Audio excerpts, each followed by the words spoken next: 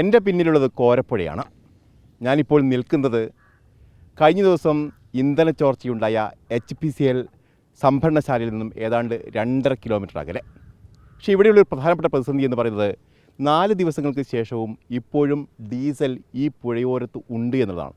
ഇതിലുള്ള ആശങ്ക ഇവിടുത്തെ മത്സ്യബന്ധന തൊഴിലാളികൾ പങ്കുവയ്ക്കുന്നു. അതിൽ പ്രധാനമായും ഇവിടെയുള്ള മത്സ്യങ്ങൾക്ക് ഇപ്പോൾ ഡീസലിൻ്റെ മണ്ണെണ്ണയുടെ മണമുണ്ട് എന്നുള്ളൊരു പരാതിയാണ് അവർ ഉന്നയിക്കുന്നത്. അതോടൊപ്പം തന്നെ മത്സ്യബന്ധനം അല്ലെങ്കിൽ മത്സ്യത്തിൻ്റെ പ്രജനനമടക്കമുള്ള കാര്യങ്ങളിൽ വലിയ ബുദ്ധിമുട്ട് സൃഷ്ടിക്കാൻ പോകുന്നു എന്നുള്ള കാര്യം കൂടി അവർ വ്യക്തമാക്കുകയും ചെയ്യുന്നുണ്ട്. ഏതായാലും നമുക്കൊപ്പം ഹരിഹരനുണ്ട്. ഹരിഹരനാണ്, ഇദ്ദേഹം മത്സ്യബന്ധന തൊഴിലാളിയാണ്. എന്തൊക്കെയാണ് ഇപ്പോഴത്തെ പ്രശ്നം? പേര് ഹരിഹരൻ. പിന്നെ ഞാൻ ഈ പ്രദേശവാസിയാണ്, മത്സ്യത്തൊഴിലാളിയും കൂടിയാണ്. ഹിന്ദുസ്ഥാൻ പെട്രോളിയമായിട്ട് ബന്ധപ്പെട്ടിട്ടുള്ള അതിൻ്റെ പരിസരത്ത് ജീവിക്കുന്ന ഒരാളും കൂടിയാണ്. ഇവിടെ 4 ദിവസമായി ഡീസൽ ഒഴുകിക്കൊണ്ടിരിക്കുകയാണ്. ഇതിനൊരു മാറ്റം വരുന്നില്ല. ഇത് നേരെ 2.5 കിലോമീറ്റർ സഞ്ചരിച്ചിട്ടാണ് കോരപ്പുഴയിലെത്തിയതും കോരപ്പുഴൻ്റെ പാലത്തിൻ്റെ അടിയിൽ കൂടെ മേലോട്ട് പോകുന്നത്, അതുവഴി കടലിലേക്ക് പോകുന്നത്. ഈ 4 ദിവസമായിട്ട് ഇതിനൊരു അവസാനം വന്നിട്ടില്ല. ഇവിടെയുള്ള മത്സ്യബന്ധം ഈ ചെറിയ മത്സ്യങ്ങളൊക്കെ ഭക്ഷണം കഴിക്കുന്നത് മുകളിൽ വന്നിട്ടാണ്, ഈ വെള്ളത്തിൻ്റെ മുകളിൽ വന്നിട്ടാണ്. അതൊക്കെ ചാകുന്നത് ഞങ്ങൾ കണ്ടുകൊണ്ടിരിക്കുകയാണ്. ഇതിൽ മത്സ്യത്തിന് സ്മെല്ലുണ്ടോ ഏതെങ്കിലും തരത്തിൽ? ഇത് ഇപ്പോഴല്ല സ്മെല്ലുണ്ടാകുക മത്സ്യത്തിന്. നമ്മൾ കറി വെക്കുമ്പോഴും ഇപ്പോൾ ചാകുന്നതാണ് പ്രശ്നം.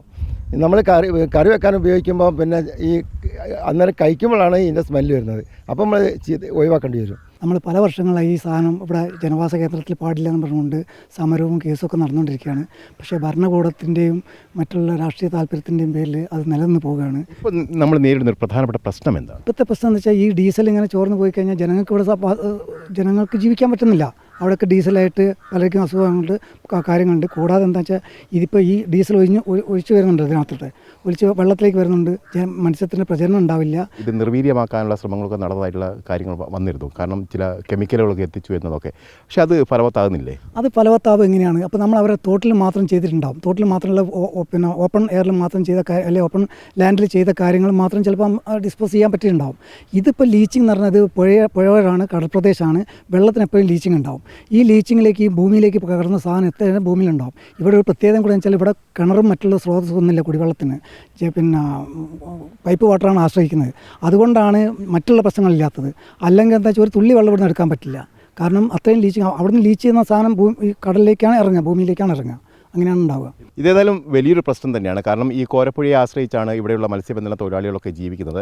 അവർ പിടിക്കുന്ന മത്സ്യത്തിൽ ഇപ്പോൾ ഈ ഇന്ധനത്തിൻ്റെ സ്മെല്ലുണ്ട്. അതുകൊണ്ട് തന്നെ അതിൻ്റെ വിൽപ്പനയെ തന്നെ ബാധിക്കുന്നു എന്നുള്ള കാര്യം കൂടി പറയുന്നു. അതോടൊപ്പം തന്നെ ഈ കുടിവെള്ളവുമായി ബന്ധപ്പെട്ട വിഷയങ്ങളും അതോടൊപ്പം തന്നെ അത്തരത്തിൽ ജലാശയങ്ങളിലേക്കൊക്കെ ഇത് കടന്നു വരുമ്പോൾ അത് വലിയ തരത്തിലുള്ള പ്രതിസന്ധി ഉണ്ടാക്കുന്നു എന്നുള്ള പരാതികൾ തന്നെയാണ് ഇപ്പോൾ അവർ ഉന്നയിക്കുകയും ചെയ്തത്. അതായത് കഴിഞ്ഞ ദിവസം നടത്തിയിരിക്കുന്ന ഈ കെമിക്കൽ ഉപയോഗിച്ചുള്ള നിർവീര്യമാക്കലൊന്നും വേണ്ട രീതിയിൽ ഫലവത്തായിട്ടില്ല. അതൊരു പക്ഷേ ആ മേഖലയിൽ മാത്രം ഫലവത്തായിട്ടുണ്ടെങ്കിൽ പോലും ഈ ജലാശയം അടക്കം കോരപ്പുഴയിലേക്ക് അടക്കം അത് വലിയ തരത്തിൽ ബാധിക്കുന്നു. അതോടൊപ്പം തന്നെ പല മത്സ്യത്തിൻ്റെയും പ്രജനനം ബാധിക്കുന്നു. അതായത് കക്ക, മുറ തുടങ്ങിയ മത്സ്യങ്ങളെയൊക്കെ പ്രജനനത്തെ സാരമായി ബാധിക്കുമെന്നുള്ളൊരു ആശങ്ക ഇവർ പറയുകയും പങ്കുവയ്ക്കുകയും ചെയ്യുകയാണ്.